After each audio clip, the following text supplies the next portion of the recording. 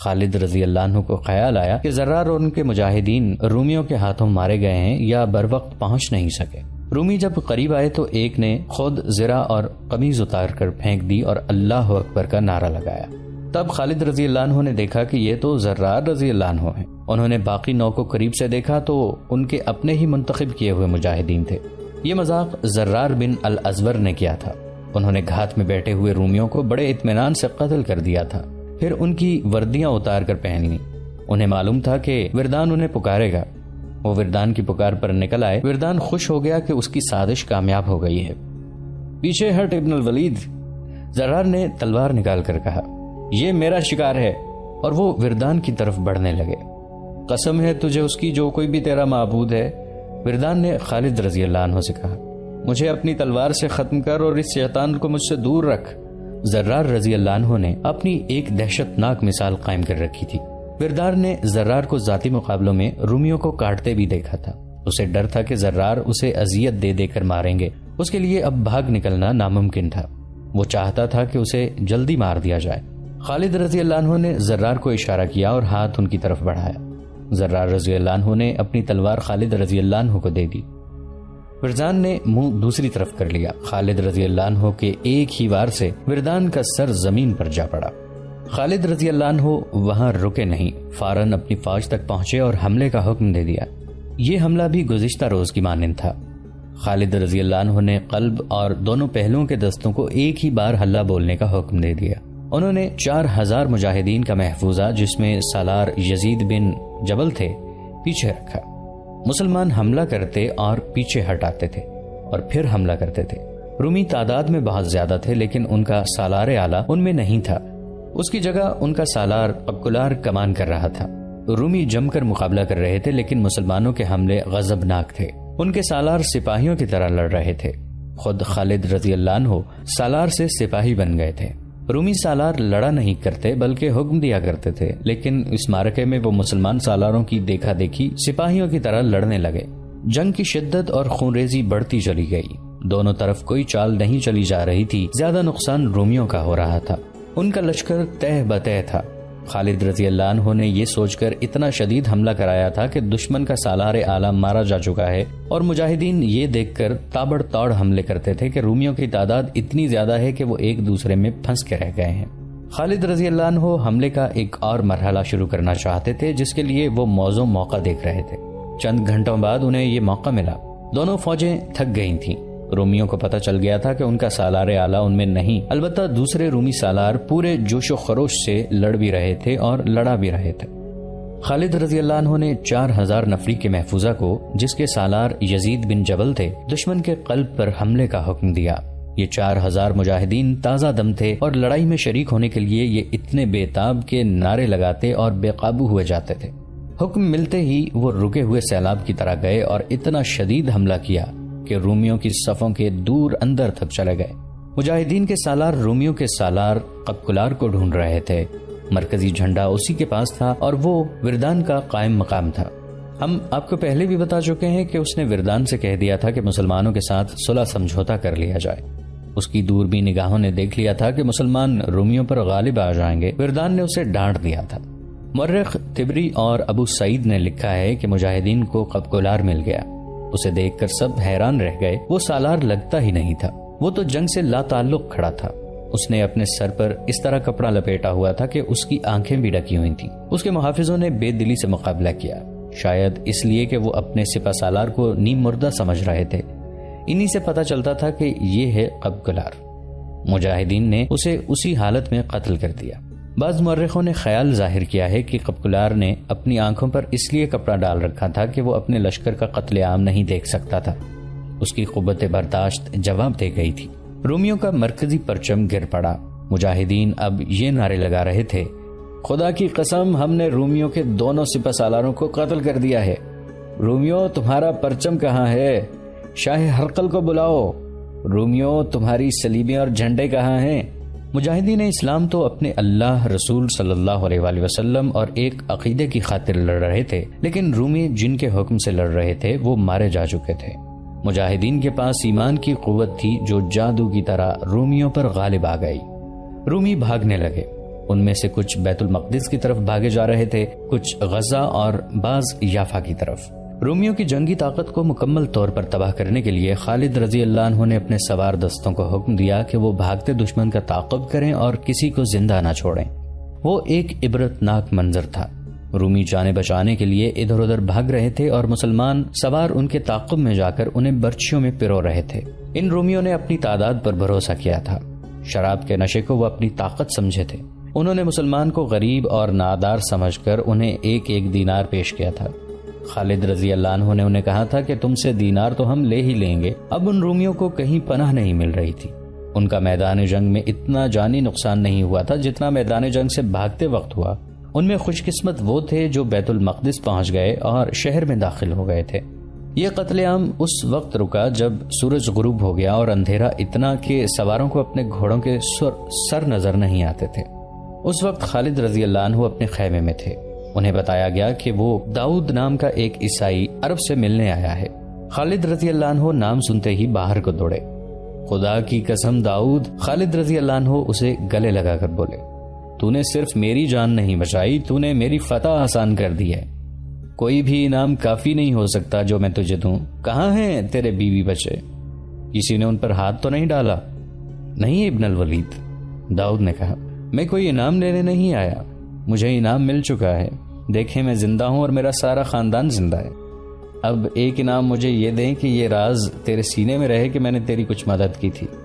روم کی شہنشاہی زندہ ہے، ابھی تو اس شہنشاہی میں داخل ہوا ہے، تیرا راز قیصر روم تک نہیں پہنچے گا۔ خالد رضی اللہ عنہ نے کہا، اور خدا کی قسم تو مال غنیمت کے حصے کا حقدار ہے، میں تجھے حصہ دوں گا اور جو تو مانگے گا دوں گا۔ چند روز بعد مدینہ میں عید جیسی خوشیاں منائی جا رہی تھیں۔ خالد رضی اللہ عنہ نے امیر المؤمنین ابو بکر رضی اللہ عنہ کو خط لکھا تھا کہ 3 گنا طاقتور رومیوں پر کس طرح فتح حاصل کی گئی ہے، جس میں 50,000 رومی ہلاک ہوئے ہیں۔ ان کے مقابلے میں شہید ہونے والے مجاہدین کی تعداد 450 تھی۔ خالد رضی اللہ عنہ کا یہ خط پہلے مسجد میں پڑھ کر سنایا گیا، پھر مدینہ کی گلیوں میں لوگوں کو اکٹھا کر کے سنایا گیا۔ لوگوں نے ناچنا شروع کر دیا، وہ ایک دوسرے سے بغلگیر ہو رہے تھے۔ مدینہ فتح اور مسرت کے نعروں سے گونجنے لگا۔ خالد رضی اللہ عنہ نے امیر المؤمنین کو یہ بھی لکھا تھا کہ اب وہ دمشق کو محاصرے میں لیں گے، جو شام کا یعنی روم کی شہنشاہی کا بڑا ہی اہم شہر تھا۔ روم کی شہنشاہی بہت ہی وسیع تھی۔ جب مدینہ اور گرد و نواح کے لوگوں کو یہ خبر ملی کہ خالد رضی اللہ عنہ رومیوں پر ایک فتح حاصل کر کے دمشق کی طرف بڑھ رہے ہیں، تو کئی مسلمان خالد رضی اللہ عنہ کی فوج میں شامل ہونے کے لیے تیار ہو گئے۔ ان میں ابو سفیان بھی تھے جو مشہور شخصیت تھے۔ وہ اپنی بیوی ہند کے ساتھ روانہ ہو گئے۔ 1352 سال پہلے ماہ اگست کے ایک روز جب مدینہ میں مسلمان اجنادین کی فتح پر خوشیاں منا رہے تھے، مدینہ سے دور، بہت ہی دور، شمال میں روم کی شہنشاہی کے ایک اہم شہر خمس پر مایوسی اور ماتم کی سیاہ کالی گھٹا چھائی ہوئی تھی۔ رومیوں کے شہنشاہ ہرقل کے محل میں قہر اور غضب کی آوازیں گرج رہی تھیں۔ بصرہ کی شکست کی خبر لے جانے والا قاصد اگر وہاں سے کھسک نہ آتا تو ہرقل غصے میں اس کا سر کاٹ دیتا۔ ہمارے سپہ سالار وردان کو کیا ہو گیا تھا؟ شہنشاہ ہرقل نے غضبناک آواز میں پوچھا۔ مارا گیا ہے، اسے کانپتی ہوئی آواز میں جواب ملا۔ اور وہ قبقلار؟ وہ کہتا ہے کہ میری تلوار کی ہوا سے ہی دشمن کٹ جاتا ہے، وہ بھی مارا گیا ہے۔ اور فاستود؟ وہ لڑائی سے پہلے ذاتی مقابلے میں مارا گیا تھا۔ شہنشاہ ہرقل نے ان تمام سالاروں کے نام لیے جو اجنادین کی لڑائی میں شامل تھے اور جن کی بہادری اور جنگی قیادت پر اسے بھروسہ تھا۔ اسے یہی جواب ملا کہ مارا گیا ہے یا شدید زخمی ہو گیا ہے۔ وہ سب ہلاک یا زخمی نہیں ہوئے تھے، ان میں بعض بھاگ گئے تھے اور اب مسلمان دمشق کی طرف بڑھے آ رہے ہیں۔ شہنشاہ ہرقل کو بتایا گیا۔ دمشق کی طرف؟ اس نے ہڑبڑا کر کہا، نہیں، میں انہیں دمشق تک نہیں پہنچنے دوں گا، وہ دمشق ہم سے نہیں لے سکتے، وہاں میرا شیر موجود ہے، توما، دمشق کا سالار توما ہے۔ ہرقل تیز تیز قدم اٹھاتا اپنے شاہانہ کمرے میں چل رہا تھا اور اپنی ایک ہتھیلی پر دوسرے ہاتھ کے مکے مارے جا رہا تھا۔ اس کے خوشامدی درباریوں، خاص خادموں اور اس کے خدمت میں حاضر رہنے والی بڑی حسین لڑکیوں کو معلوم تھا کہ جب شہنشاہ اس طرح پریشانی یا غصے کی کیفیت میں ہوتا ہے تو سب سے زیادہ خوبصورت لڑکی شراب پیش کرتی ہے۔ ایک لڑکی جو باریک ریشمی لباس میں برہنہ لگتی تھی، چاندی کے پیالے میں شراب لے کر آئی اور اشتعال انگیز ادا سے ہرقل کے سامنے گئی۔ ہرقل بپھرے ہوئے سانڈ کی طرح پھنکار رہا تھا۔ اس نے لڑکی کے ہاتھوں میں تشتری دیکھ کر بڑی زور سے تشتری کے نیچے ہاتھ مارا۔ شراب کا پیالہ لڑکی کے منہ پر لگا، تشتری چھت تک جا کر واپس آئی۔ ہرقل نے لڑکی کو دھکا دیا تو وہ دروازے میں جا پڑی۔ شراب شراب شراب، ہرقل نے غصے سے کہا، تم نے شراب اور حسین لڑکیوں سے دل بہلانے اور بدمست رہنے والوں کا انجام دیکھا نہیں؟ تم دیکھ نہیں رہے وہ سلطنت روم کو ذلت اور رسوائی میں پھینک رہے ہیں، اور جنہوں نے ہمیں شکست دی ہے انہوں نے اپنے اوپر شراب حرام کر رکھی ہے۔ اس نے حکم دیا، گھوڑا تیار کرو، میں انطاکیہ جا رہا ہوں، اور میں اس وقت وہاں سے واپس آؤں گا جب میں آخری مسلمان کی بھی لاش دیکھ لوں۔ بادشاہ جنگ کے لیے جب کوچ کرتے تھے تو اس کے لیے بہت سے انتظامات کیے جاتے تھے۔ محافظ دستہ اور بادشاہ کی من پسند عورتیں ساتھ جایا کرتی تھیں۔ ایسے انتظامات ہر وقت تیار رہتے تھے، مگر اب کے ہرقل تو جیسے اڑ کر انطاکیہ پہنچنے کی کوشش میں تھا۔ اس کے کوچ کے انتظامات کرنے والوں پر قیامت ٹوٹ پڑی اور وہ انتظامات میں مصروف ہو گئے۔ خالد رضی اللہ عنہ اجنادین میں 7 روز رہے۔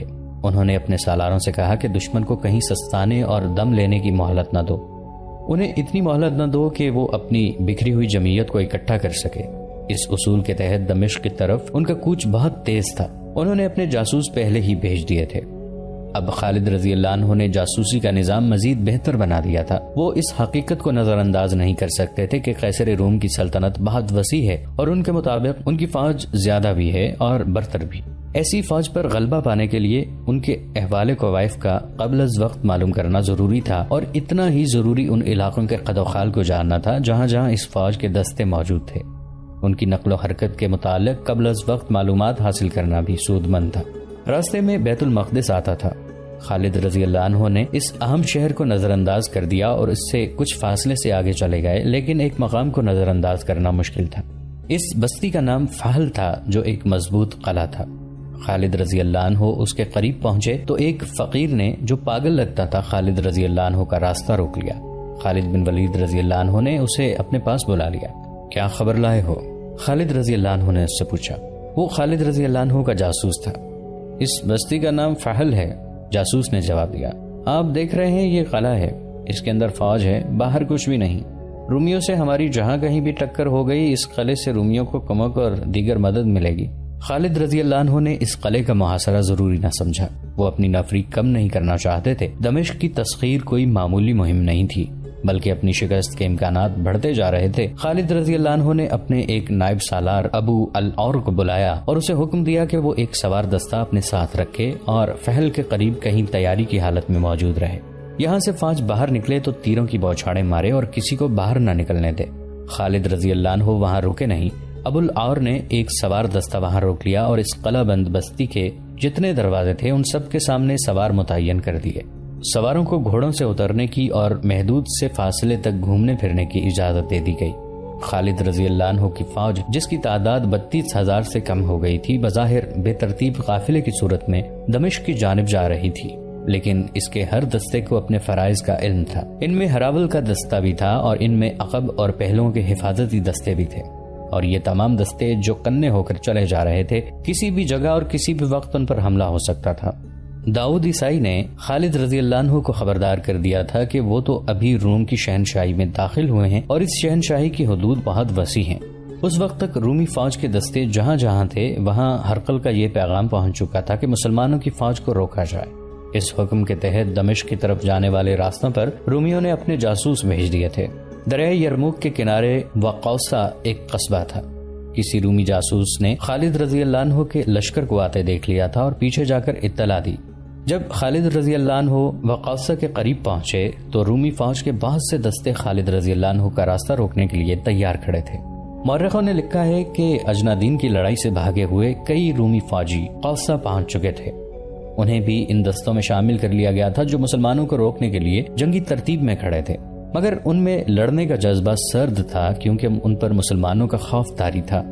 جن کمانداروں اور سپاہیوں نے ابھی مسلمانوں سے جنگ نہیں لڑی تھی وہ اجنادین کے بھگوڑوں سے پوچھتے تھے کہ مسلمان لڑنے میں کیسے ہیں۔ دیکھ لو، انہیں کچھ اس قسم کے جواب ملے۔ 30,000 نے 90,000 کو اس طرح شکست دی ہے کہ سپہ سالار سے چھوٹے سے سالار تک ایک بھی زندہ نہیں۔ انہوں نے ہماری آدھی نفری مار ڈالی ہے، زخمیوں کا کوئی حساب ہی نہیں۔ مت پوچھو دوستو، مت پوچھو۔ میں تو انہیں انسان سمجھتا ہی نہیں. ان کے پاس کوئی جادو ہے یا وہ جنات جیسی کوئی مخلوق ہیں. ان کا ایک ایک آدمی 10 کا مقابلہ کرتا ہے. ان کے سامنے کوئی جم کر لڑا ہی نہیں. پوچھتے کیا ہو؟ وہ آ رہے ہیں، خود دیکھ لینا. وہ آئے اور انہوں نے دیکھ لیا. دیکھ یہ لیا کہ مسلمان جو بے ترتیب قافلے کی طرح آ رہے تھے، دیکھتے ہی دیکھتے جنگی ترتیب میں ہو گئے. عورتیں اور بچے پیچھے رہ گئے اور ان کا حفاظتی دستہ اپنی جگہ پر چلا گیا. خالد رضی اللہ عنہ اپنے محافظوں وغیرہ کے ساتھ آگے ہو گئے اور دونوں فوجیں آمنے سامنے آ گئیں. ہم پہلے بھی بیان کر چکے ہیں کہ خالد رضی اللہ عنہ کی جنگی چالوں کا اور مجاہدین کو لڑانے کا انداز ایسا تھا کہ دشمن بوکھلا جاتا. پھر مسلمانوں کے حملے کی شدت سے دشمن کے سپاہیوں پر خوف طاری ہو جاتا تھا. ان میں سے جو سپاہی بھاگ نکلتے تھے وہ جہاں جاتے اس خوف کو اپنے ساتھ لے جاتے اور فوج میں پھیلاتے تھے. یہ ثابت کرنے کے لیے کہ وہ بلا وجہ نہیں بھاگے، وہ اس خوف کو مبالغے سے اور ایسے طریقے سے بیان کرتے تھے کہ سننے والے یہ سمجھ لیتے کہ مسلمانوں میں کوئی مافوق الفطرت قوت ہے. اس طرح خالد رضی اللہ عنہ نے دشمن پر ایک نفسیاتی اثر ڈال رکھا تھا جو ہر میدان میں ان کے کام آتا تھا. یہ قوت مافوق الفطرت ہی تھی جو عقیدے کی سچائی، ایمان کی پختگی اور جذبے کی شدت سے پیدا ہوئی تھی. مسلمان اللہ کے حکم سے لڑتے تھے. ان کے دلوں میں کوئی ذاتی غرض اور لالچ نہیں تھا. وقوصہ کے میدان میں جب رومی مسلمانوں کے مقابلے میں آئے تو ان کے انداز میں جوش و خروش تھا اور جارحیت بھی شدید نظر آتی تھی. لیکن خالد رضی اللہ عنہ نے جب حملہ کیا تو رومیوں میں لڑنے کا جذبہ اتنا شدید نہ تھا جتنا ہونا چاہیے تھا. خالد رضی اللہ عنہ نے سامنے سے حملہ کیا اور دونوں پہلوؤں کے کچھ دستوں کو پھیلا کر اس حکم کے ساتھ آگے بڑھایا کہ دشمن کے پہلوؤں کی طرف جا کر حملہ کریں. مورخوں کے مطابق رومی سامنے کے حملے کو روکنے کے لیے ایسی صورت اختیار کر بیٹھے کہ اپنے پہلوؤں کو نہ دیکھ سکے. ان پر جب دائیں اور بائیں سے بھی حملہ ہوا اور ان کے دائیں بائیں کے دستے مسلمانوں کے دباؤ سے اندر کو سکڑنے اور سمٹنے لگے تو وہ گھبرا گئے. ان پر خوف طاری ہو گیا جو خالد رضی اللہ عنہ کے نام سے منسوب تھا.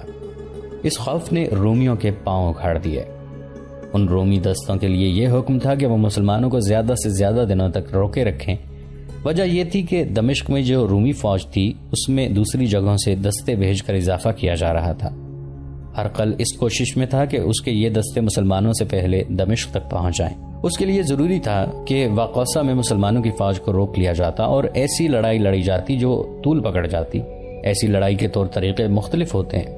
خالد رضی اللہ عنہ نے رومیوں کو کچھ سوچنے کی مہلت ہی نہ دی. رومی بے شمار لاشیں اور زخمی میدان میں چھوڑ کر بھاگ گئے. خالد رضی اللہ عنہ وہاں اتنا ہی رکے کہ اپنے شہیدوں کا جنازہ پڑھ کر دفن کیا، زخمیوں کو ساتھ لیا اور مال غنیمت اکٹھا کیا اور چل پڑے. یہ اگست 634 عیسوی کا تیسرا ہفتہ بمطابق جمادی الاخر 13 ہجری تھا. شہنشاہ ہرقل انطاکیہ جا پہنچا اور وہاں اپنا ہیڈ کوارٹر بنا لیا.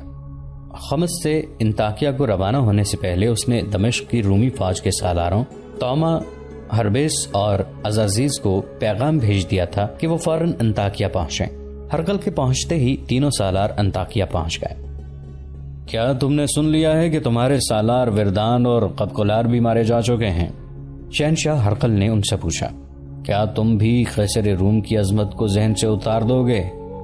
کیا تمہاری نظروں میں بھی صلیب کا تقدس ختم ہو چکا ہے؟ مسلمان ابھی ہمارے سامنے تو نہیں آئے. سالار توما نے کہا. ہمیں ابھی نہ آپ نے آزمایا ہے نہ مسلمانوں نے. انہیں آنے دیں، میں آپ کی بیٹی کے آگے شرمسار نہیں ہوں گا. توما شہنشاہ ہرقل کا داماد تھا اور وہ دمشق کا سپہ سالار تھا. بڑا پکا مذہبی آدمی تھا اور اپنے مذہب عیسائیت کے فروغ اور تحفظ کے لیے سرگرم رہتا تھا.